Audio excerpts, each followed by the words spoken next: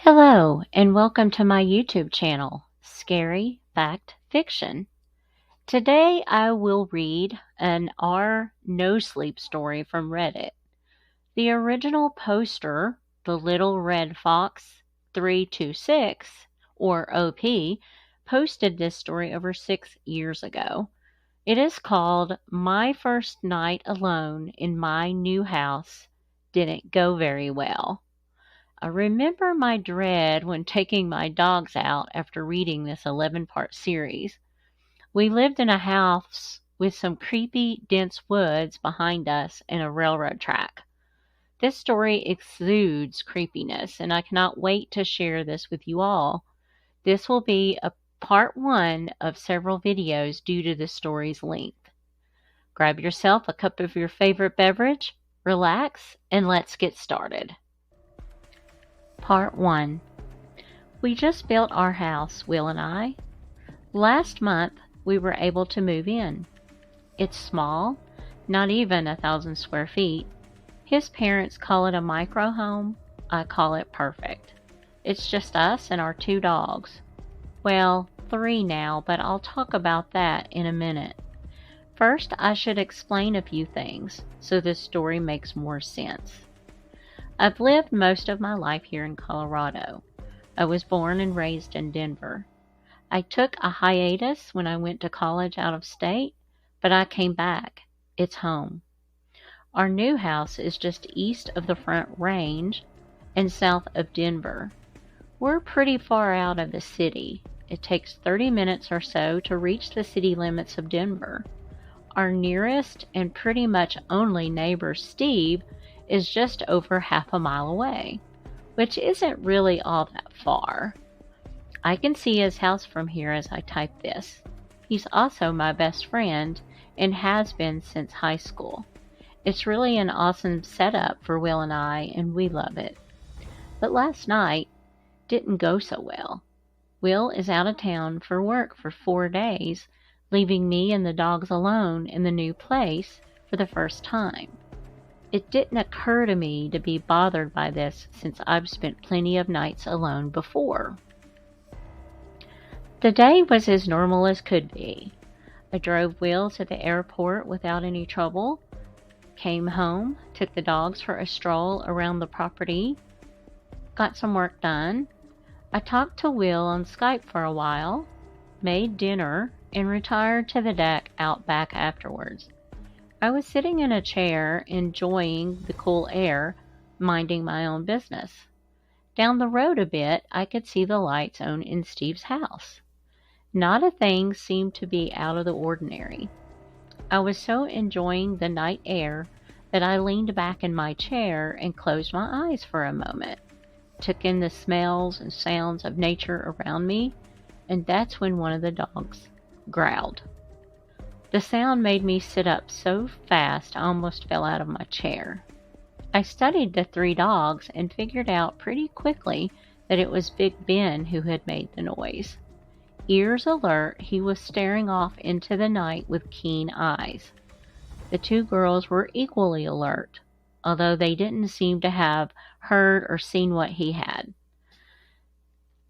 They looked to him while he continued to gaze toward the dark yard.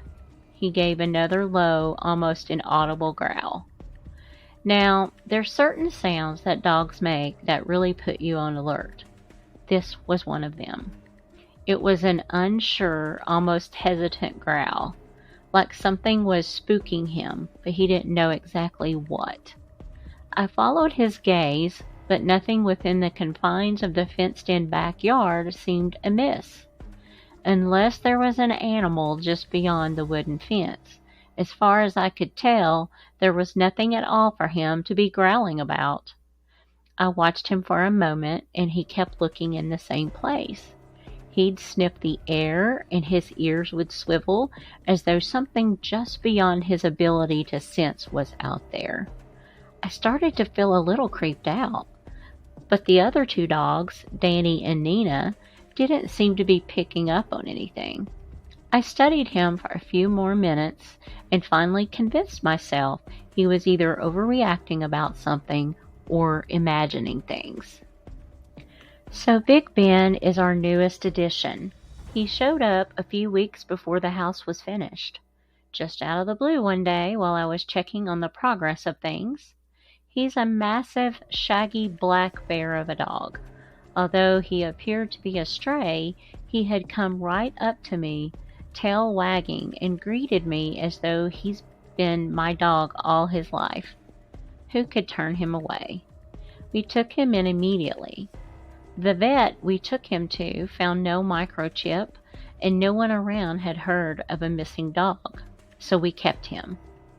Will was the one who named him, and a fitting name it is. He's 100 pounds, and his shoulder almost comes up to my hip.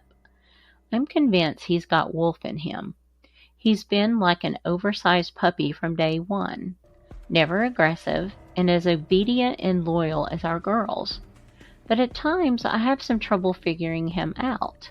Sometimes he does weird things. Growls at nothing, stops dead in his tracks like he hears something, or stares into the distance like he thinks he sees something. At the end of the day, we have no idea what his life was like before us. It was possible he was on his own for months. The vet thinks he's about 3. His heightened senses of awareness could just be from being on his own for so long, having to look out for himself. Nonetheless, I felt a distinct shift in the atmosphere as a result of him growling into the darkness. I was genuinely uneasy, and the first time since Will had left was fully appreciating the fact that aside from my trio of dogs, I was alone. My eyes involuntarily drifted towards Steve's house. The light from within gave me a sense of comfort. Knowing I could pick up the phone and have him at the door in minutes calmed me down some. But I wasn't about to bother him over this. I was going to head back in for the night when I looked towards the black shadow of the mountains, and then I heard it. It was a very faint, almost indiscernible sound coming from the woods, a pattering sound like something walking on the forest floor. It was so faint that I wasn't even sure if I was hearing it or my ears were playing tricks on me. It could have been the light breeze rustling the leaves. And then a light wind came up, and I swear the moment it did, I heard what sounded like someone saying, "Shh!" That freaked me out, but when I strained to listen, it was hard to distinguish the sounds of the wind in the leaves from anything else. I thought I imagined it. The dark was making me freak myself out. The sound of faint footfalls continued. It went on for a few minutes before it was so faint I couldn't tell if it was wind or not. I shrugged it off. There's deer back there and stray cats and probably other animals I never even see. There was no reason to worry about it, but it still sufficiently creeped me out, so I went back inside. I watched Netflix, yay, Peaky Blinders, for a bit, but got sleepy. By 11, I was in bed, and it didn't take long for me to fall asleep. But I didn't stay asleep. A sharp, urgent growl woke me up with a start. When your dogs alert you like that when you're awake, it's unnerving enough.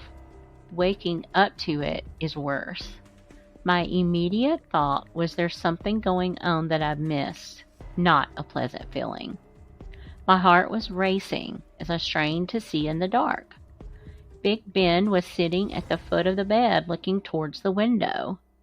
The curtains were drawn, so there was no way he could possibly see anything there. Then Danny gave a growl, and Nina chimed in. I'm not gonna lie, I was already scared. It's hard to let your imagination run away with you in that situation. There was a light breeze, and to my horror, I realized I had left the window open. I never leave windows open at night, not even when Will is home. Our bedroom is on the ground floor, and I don't feel safe doing it. I felt even more vulnerable knowing I had stupidly left the damn window open. Big Ben growled again. This was different from the unsure growling he had done on the deck. This was louder, more urgent, more like he knew what he was hearing or smelling, and it was something that absolutely warranted being growled at. Another breeze rustled the curtains, and there was an unnatural shift in the shadows outside. Something was moving out there on my deck. I sat bolt upright, causing the dogs to go into full-on protection mode.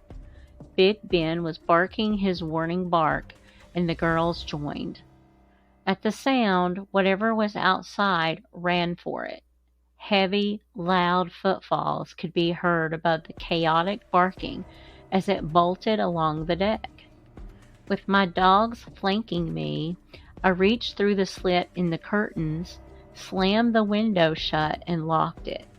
I yanked the curtains fully closed, rolled back across the bed, and pulled out the revolver I kept in my nightstand. The dogs were going berserk, and I had to almost yell to get them to stop barking.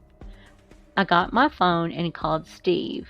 Still growling, Big Ben poked his head behind the curtain to look outside. I was shaking all over, sweating bullets as the phone rang. Nina stood at the closed bedroom door like a sentry, ears erect, listening for further threats. Danny was standing upright but still on the bed. I had never been so glad to have them. Steve picked up, sounding sleepy, and I told him what happened. I was almost crying as I did, and he told me not to move because he was coming over. I couldn't have moved if I tried. I was too terrified. I just sat in bed with the gun in hand and dogs surrounding me. I finally noticed the time, 2:15 in the morning. I heard Steve let himself in not 5 minutes later. We keep keys to each other's houses, and he knocked on the bedroom door. "Leah, are you all right?" "Yeah, it's open," I told him. He came in and was wide-eyed and looked about as scared as I was. He was carrying his shotgun with him. The dogs were usually all over him when he visited, but they pushed past him to investigate the house. "Which way do you think it ran?" Steve asked me immediately, peering out the bedroom window. "It took off towards the trees," I said, still in disbelief. He looked in the direction of the woods that bordered the property. "Could it have been a deer?" he asked. I strained to remember the sound of whatever it was thundering across the deck. I felt sick at my stomach. I wanted it to be a deer. I so wanted it to have been a wild animal that had simply wandered too close. "It could have been," I replied. Truth was, deep down, I know whatever had sprinted across my deck hadn't done so on 4 legs. Steve looked concerned, like he knew I didn't really believe that theory, but didn't say anything. "It could have been kids playing a prank or something," I asked, hoping it could be as simple as that. He glanced uneasily out the window again. I could tell he was trying hard not to scare me. I know my best friend. He really thought it was something more malignant than kids being jerks. Big Ben came back into the bedroom. He licked Steve's hand and jumped on the bed, curling up so he was practically on my lap. Steve, against my wishes, went to investigate the deck. I watched him the whole time from the window, still reeling and from the whole ordeal. If it had indeed been a human out there, my paranoid mind was convinced they were just beyond the trees, still watching the house. I was on edge until he came back inside. He had walked around the perimeter of the entire house with his shotgun and found no trace of anything. Nonetheless, I was still shaken up and he agreed to stay the rest of the night.